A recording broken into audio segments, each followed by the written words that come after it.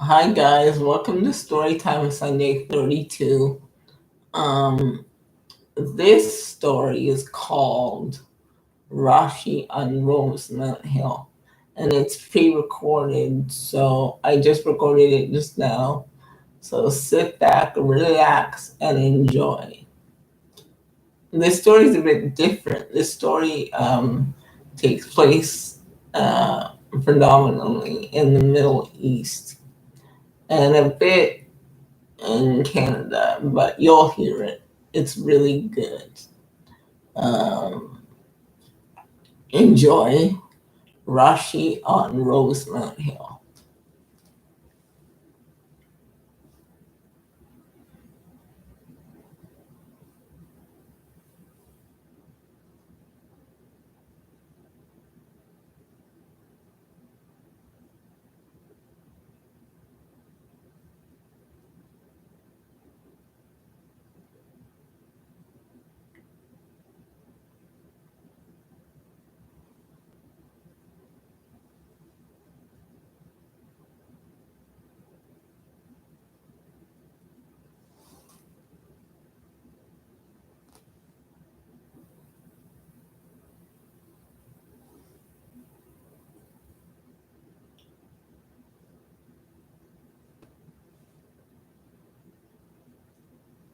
Hey guys, this is Storytime Sunday 32.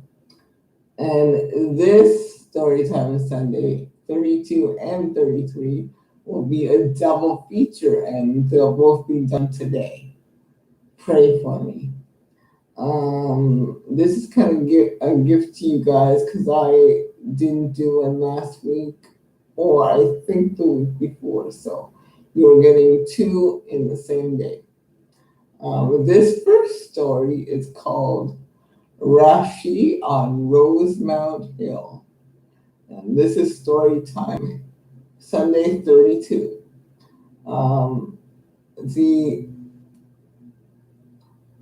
this first story is about this girl named Rashi Bara. She she is no Rashi Barka. She is Jordanian. Um, she's from the country of Jordan, which is a small Middle Eastern country. It's around where um, it's in the Middle East, ar- around kind of Palestine and that that general area, around Lebanon, Palestine, and all of that. And Jordan is a relatively peaceful country as far as the Middle East goes. Like, um, when we think of the Middle East, we think of all kinds of wars and all kinds of killings and all that.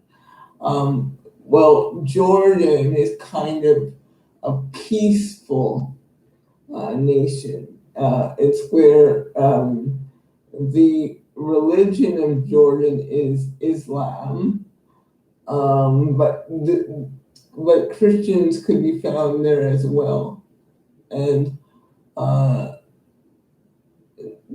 Jordanians are big on hospitality. They welcome you. They're big on giving. They're big on being generous to people. Generosity and hospitality are big in Jordan.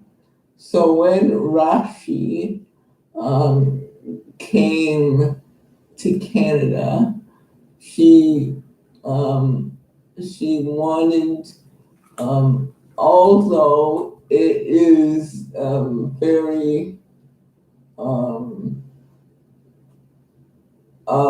Jordan is very peaceful and very metropolitan in some ways. Still, Rashi is a woman, and still for women, it's hard to get anything um, done there, especially to be a CEO. So she saw all this American television, Canadian television about women doing business and women doing commerce. And she said to her dad, Daddy, I really want to do that. She was watching American television and really getting influenced and empowered to be a different kind of woman than what she saw her grandmother and her mother uh, operated.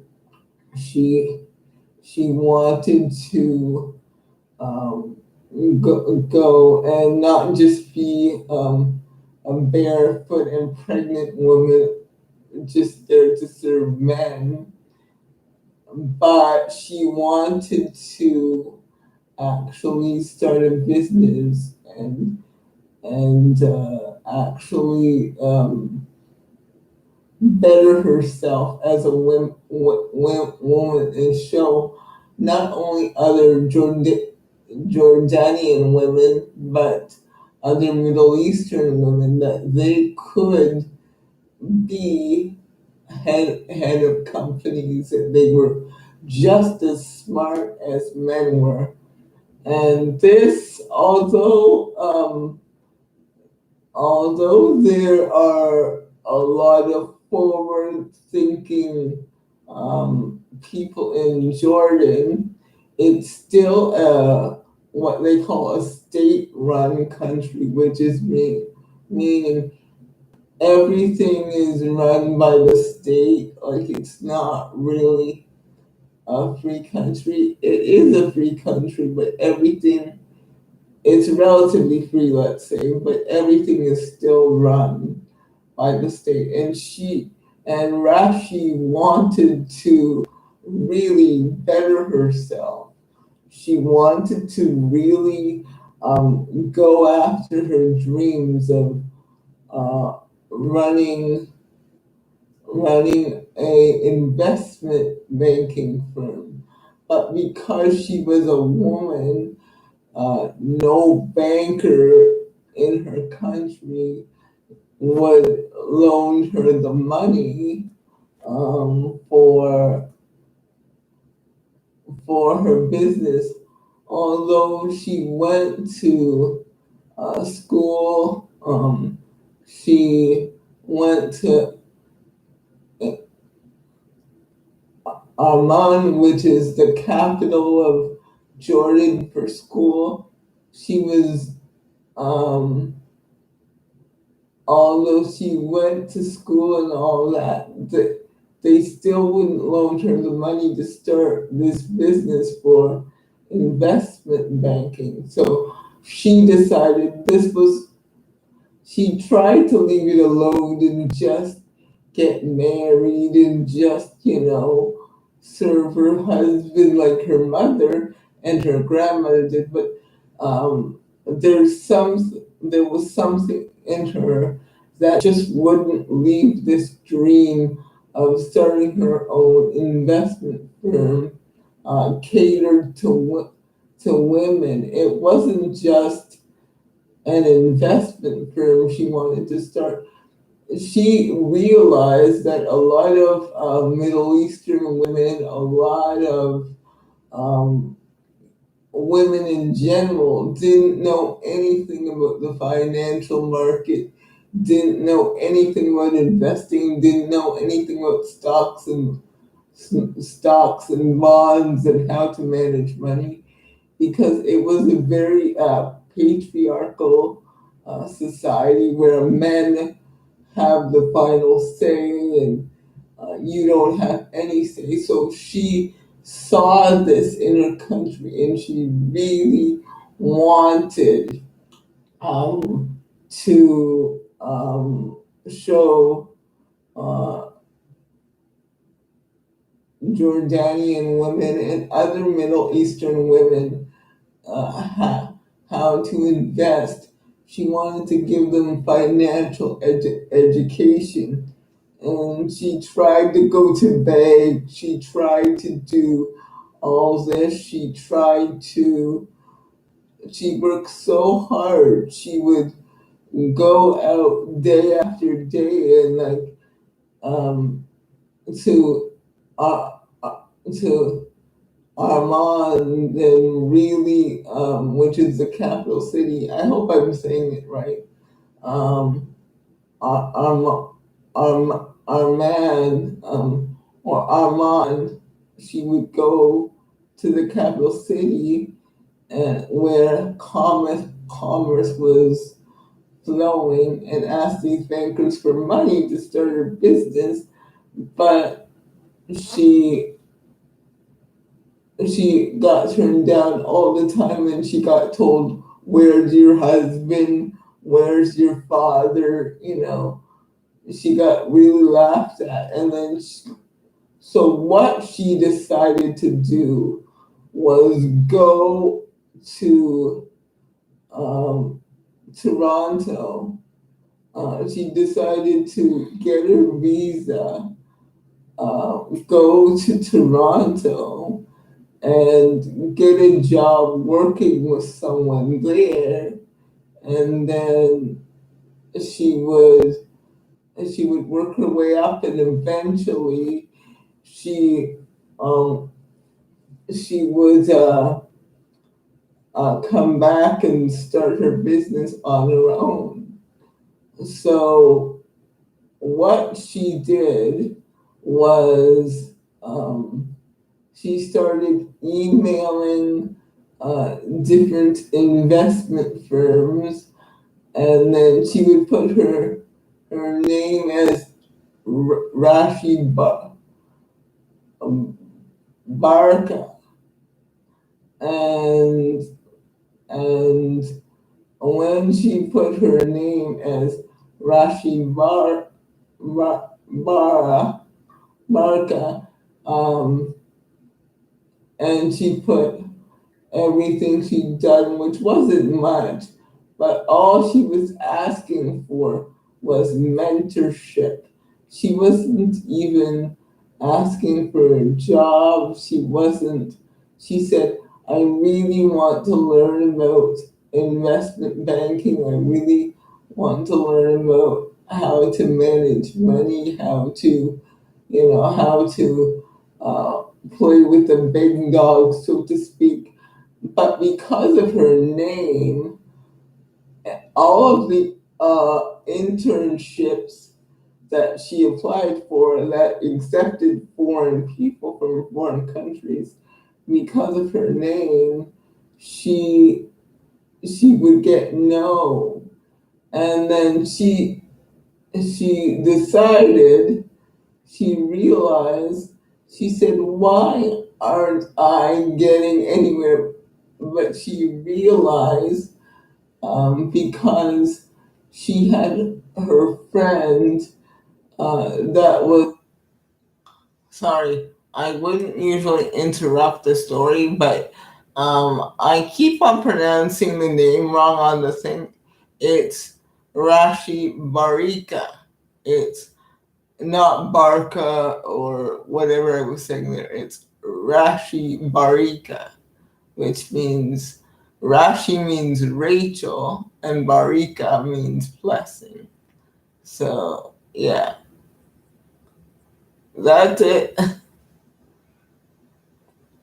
We'll continue now.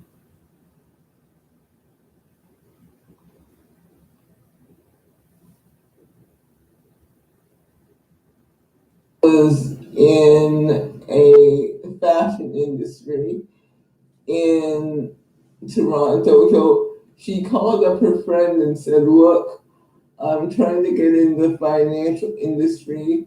I'm sending out my resume for these internships for foreign countries. They say they want foreign people, but every time I express my interest, I get back and I'm sorry, it's too late."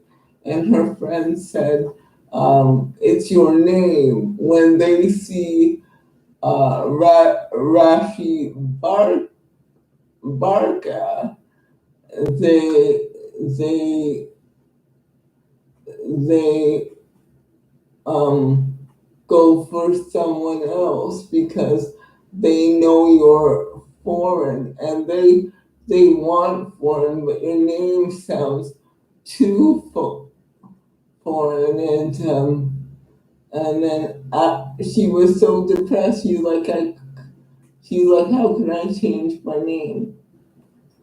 And what she did was, um, she looked up on the internet and discovered her name meant Rachel. And she looked at her last name, which is Barca, and changed it to Barker. So, so on her resume or on the letters that she sent to these companies, applying for this internship or asking for mentorship, she said, "My name is Rachel Barker."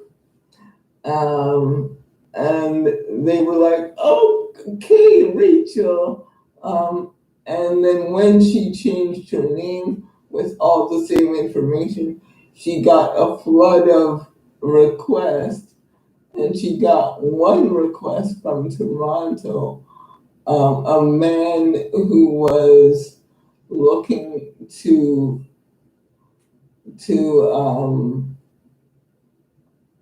bring in foreign women to teach them finances. So this man met with her over Zoom, and he liked her immediately. And what he did was he got her a work visa, and she began to start um, being mentored by this man. And she just took off at the company. She was the smartest one in the mentorship class. She did everything that she was supposed to, and she went above and beyond. And this man was so enamored by her that he just really just took her under his wing in a platonic way, and showed her everything about investing, everything about the business, everything that she wanted to know. He showed her. And there was one time where he had to leave the office for the afternoon, and like he forgot that he had a big meeting with some financial investors. Um, so when the financial investors came, they were waiting for him, and she said, his secretary said, Mr. Mr. Burgess is not here, and they're about to leave, but they're big clients. And I texted Mr. Burgess, but he's not here. What am I supposed to do? And Rashi, who they called Rachel, said, I'll take the meeting.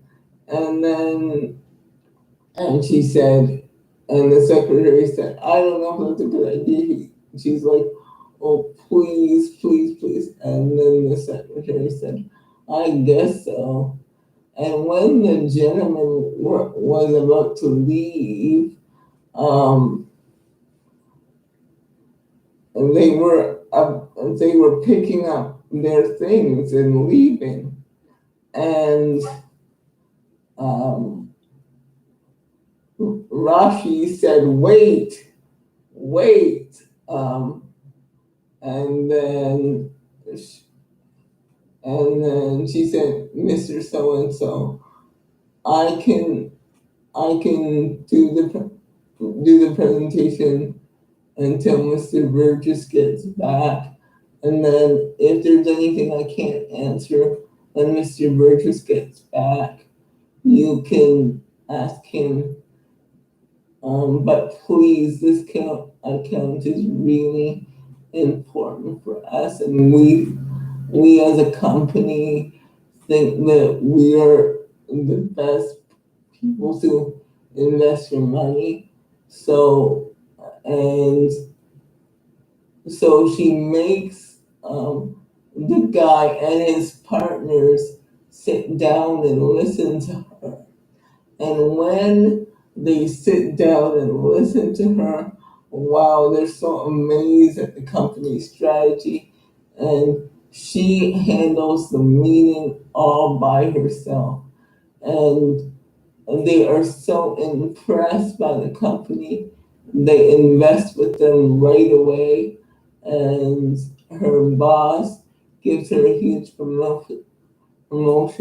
And from that day, she is so sought after. Everything is like Rashi can handle it. Rashi can handle it. So when Mr.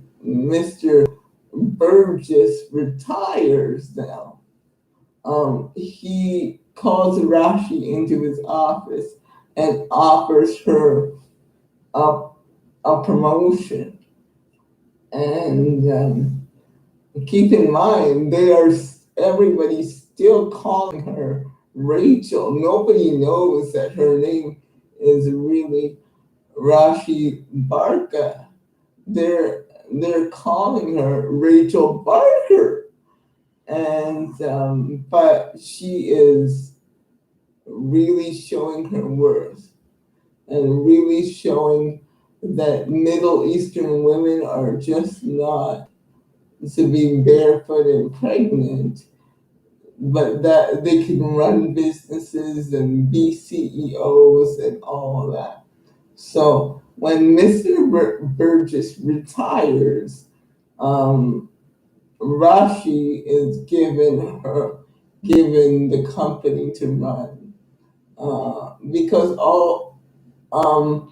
and not everybody's happy about this, because Rachel has only been there a few years by this point, about 3 years. And there are people that were there for 20 years and they didn't get the promotion, but because Rachel is so good at her job, um, she was given the promotion. But because of the promotion now, and because of the White Boys Club, and because she's a woman from the Middle East, from Jordan, she they're kind of jealous of her. And when she gets the promotion, people that used to tolerate her don't tolerate her anymore. So she ends up sitting alone at her desk. She ends up, like just be, being alone.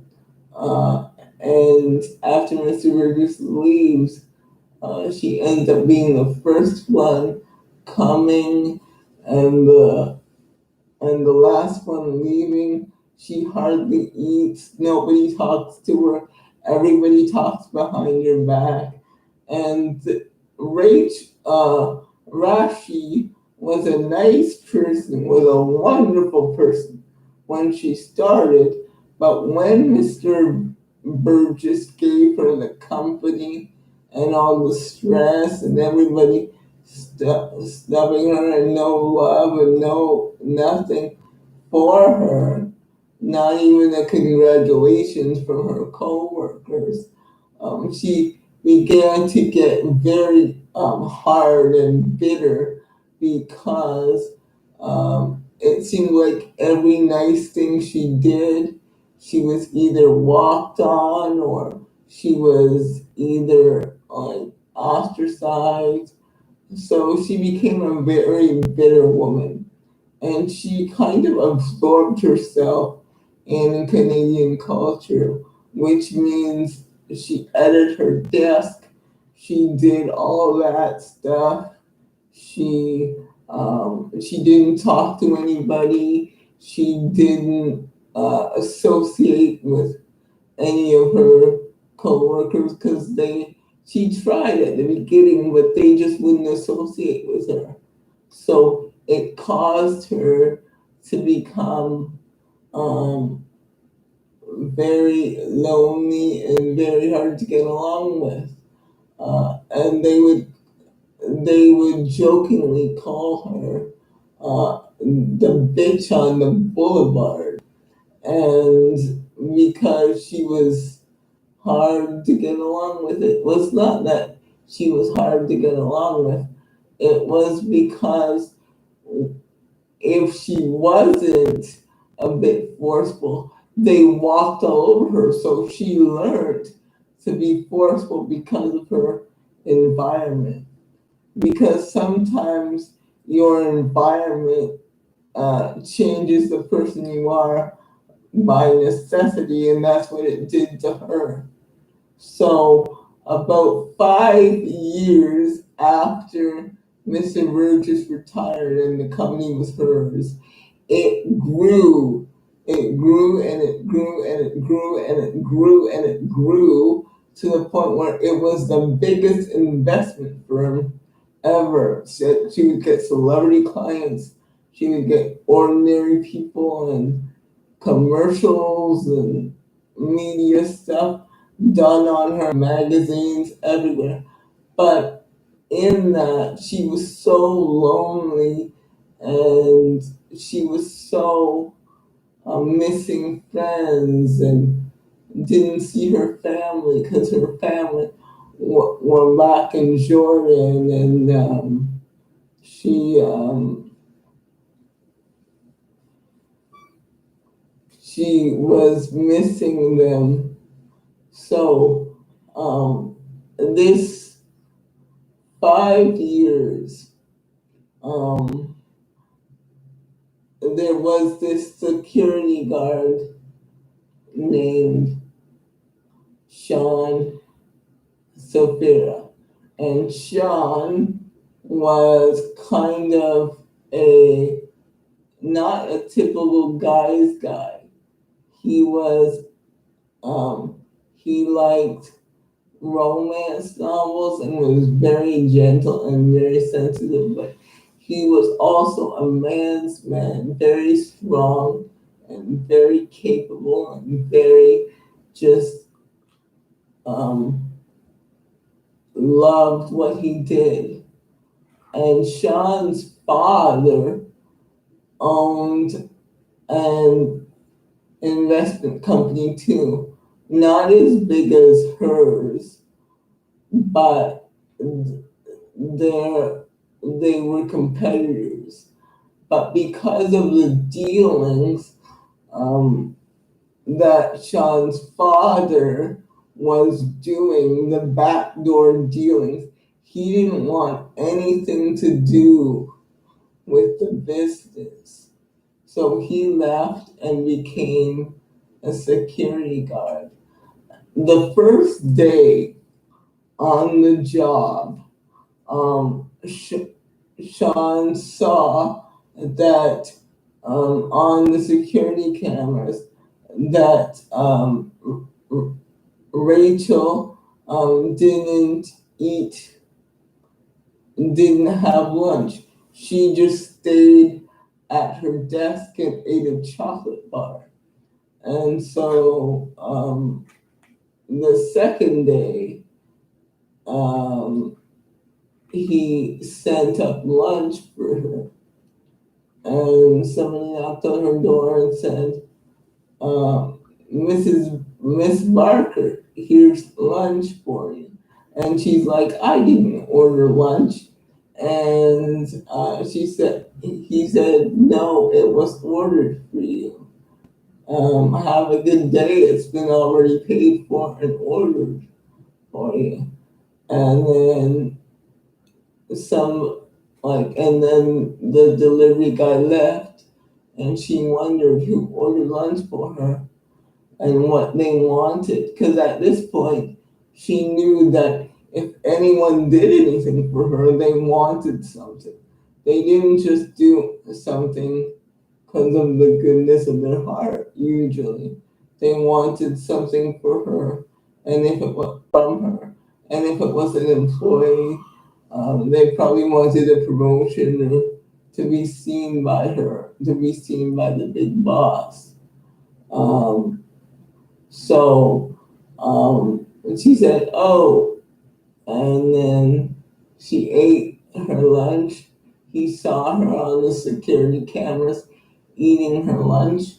And then the next day, he did the same thing, order up lunch for her. And then this happened for a week. And then she was um, she was like, okay, I've got to see who's ordering lunch for me. And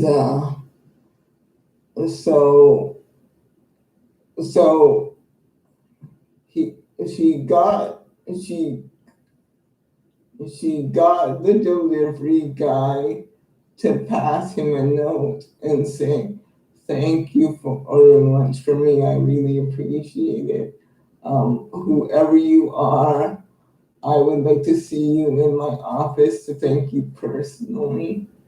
And because remember, she grew up, she was brought up in Jordan, where hospitality is huge for them. So she wanted to thank him. So that night, um, she that night he knocked on her office door, and he was a little nervous because she was the big boss, and she was convinced that he wanted something from her. And so she says to him, what do you want from me? What can I do for you? You brought me lunch every day without pay and whatever. What can I do for you? He's like, I don't want anything. I just saw you from the first day not eating anything. Nobody coming in unless they needed something from you. Nobody saying anything to you.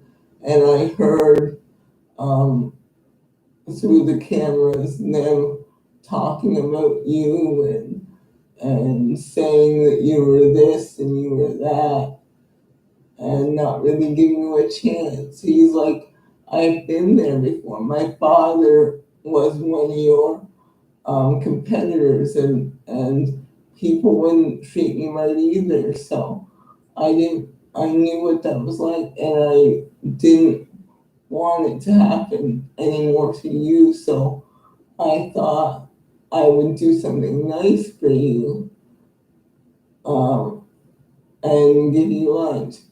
And then out of nowhere, she says she gets choked up. She gets choked up and says, "Thank you.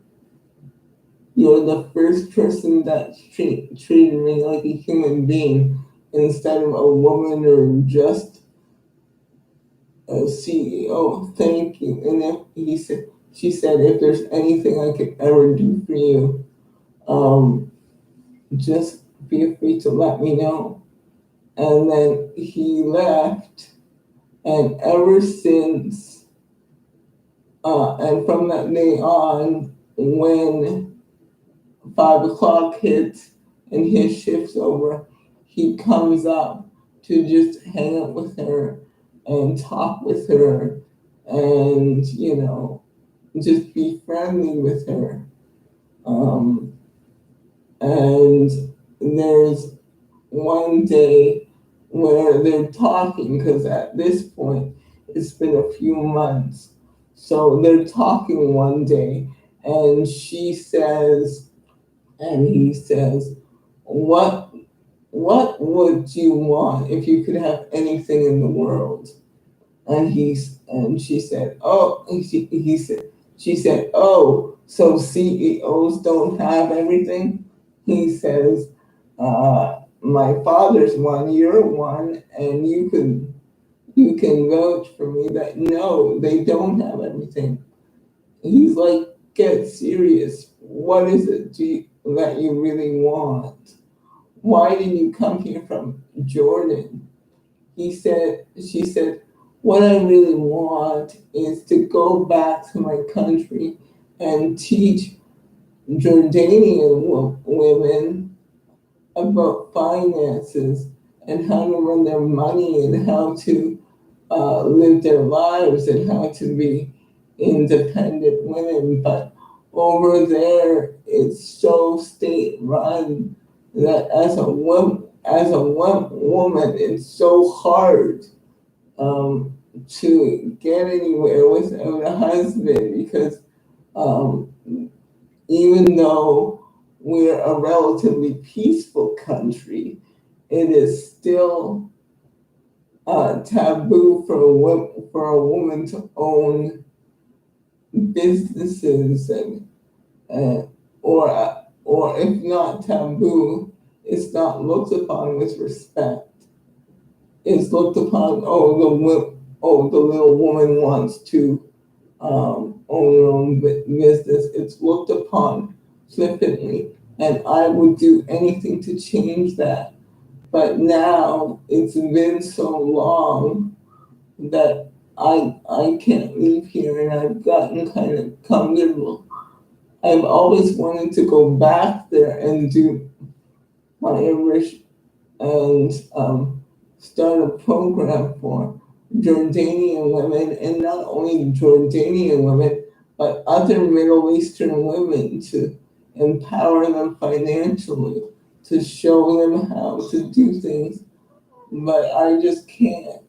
He's, he's like, "Why not? Of course you can." He's like, "The only thing stopping you is not the government, it's not anything, but it's yourself." He's like, "You built this company way past what Mr. Burgess built it from. You have people here that can run this company. Go, if you really want to go back home, go back home and start the program you wanted to start." He's like, "Really? You think I can do that?" He's like, "The only impossibility is the limits on your mind." He's like, "Take the limits off your mind and you can do it. It's going to be a hard won fight. It's not going to be easy, but it's going to be worth it. And look at all the women that you're going to help. Think of all the women that you're going to help free from male oppression." She's like, "You know what? You're right." And after that conversation, she starts preparing to go back home to Jordan, and she says to him one day, she says, "I'm preparing to go back home to Jordan for a few months to meet with leaders and to meet with investors for this program and to meet with political leaders. Um, would you mind coming with me?"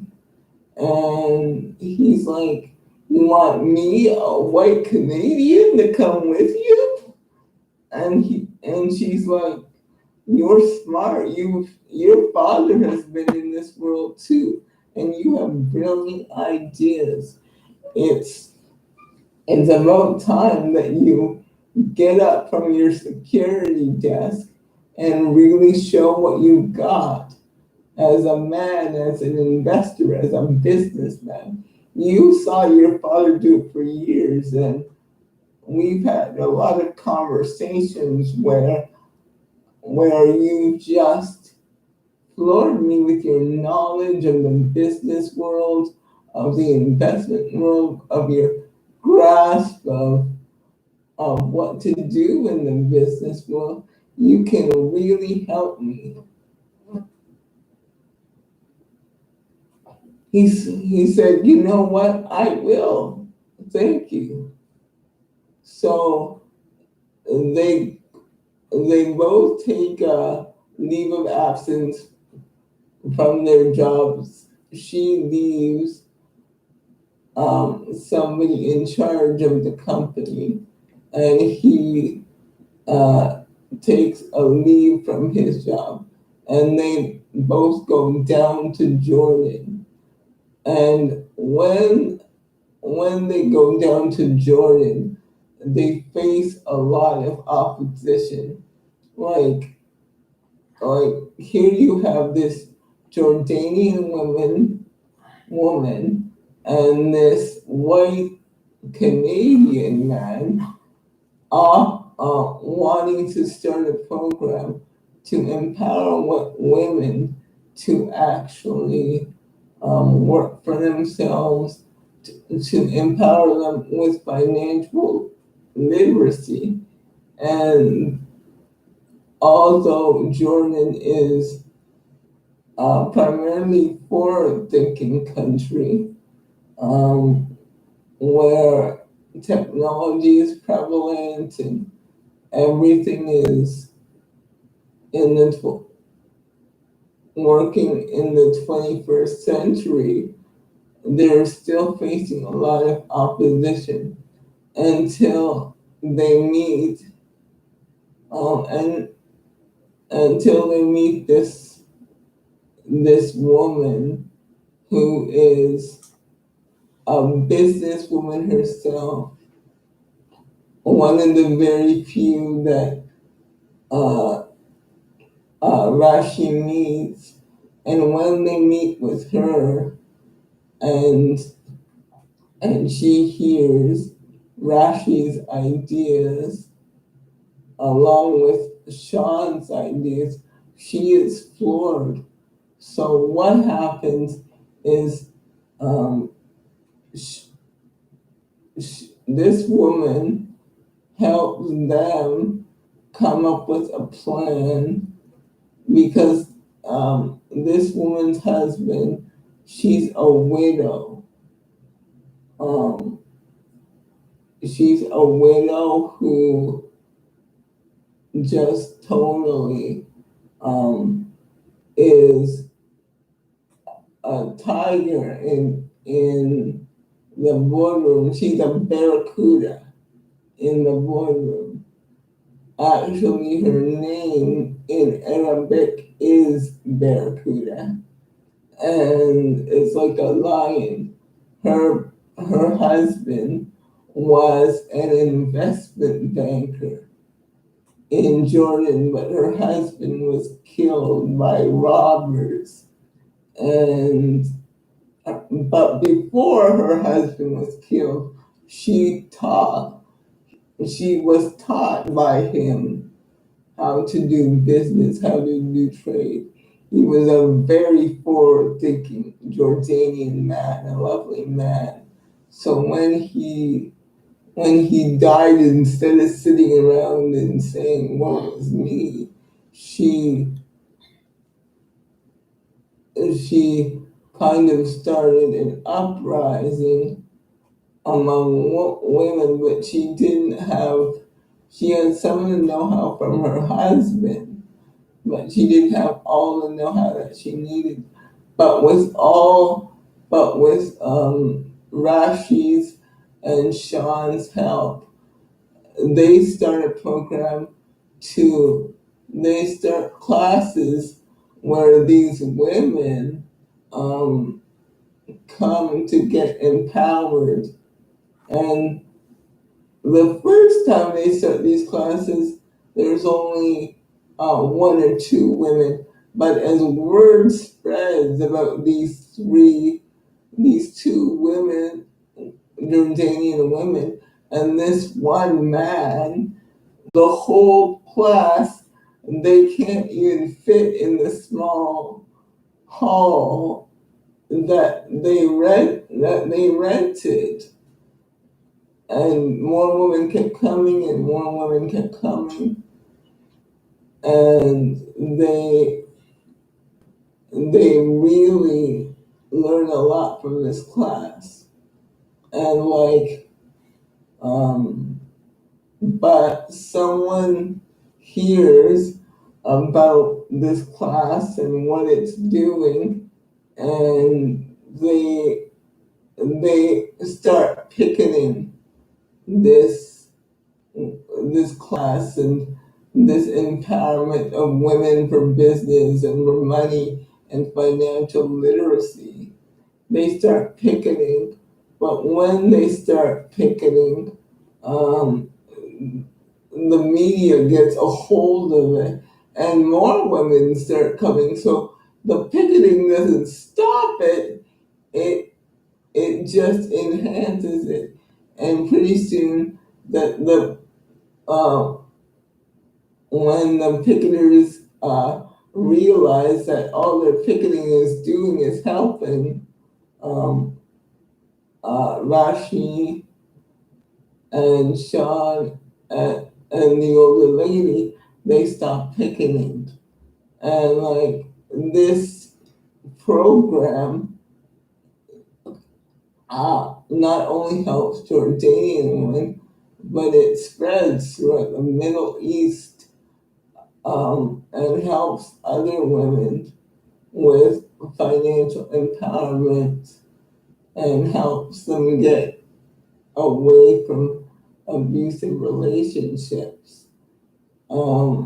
They have a lot of hardships from other countries, but with every hardship, they just keep growing and growing, and with every terrorist threat, they just keep growing and growing and growing.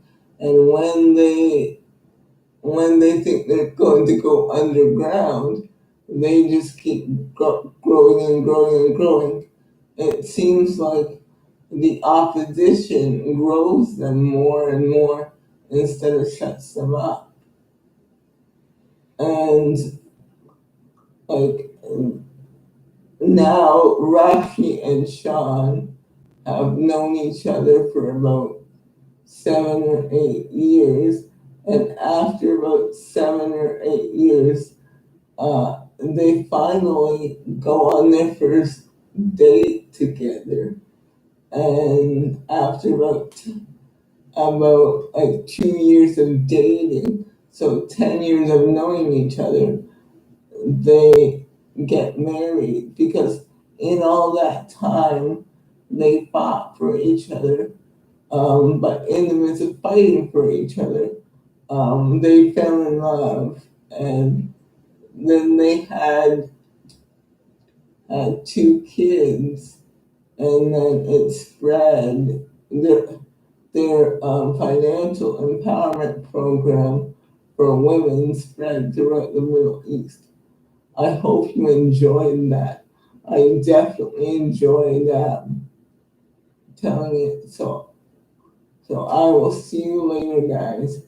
Bye.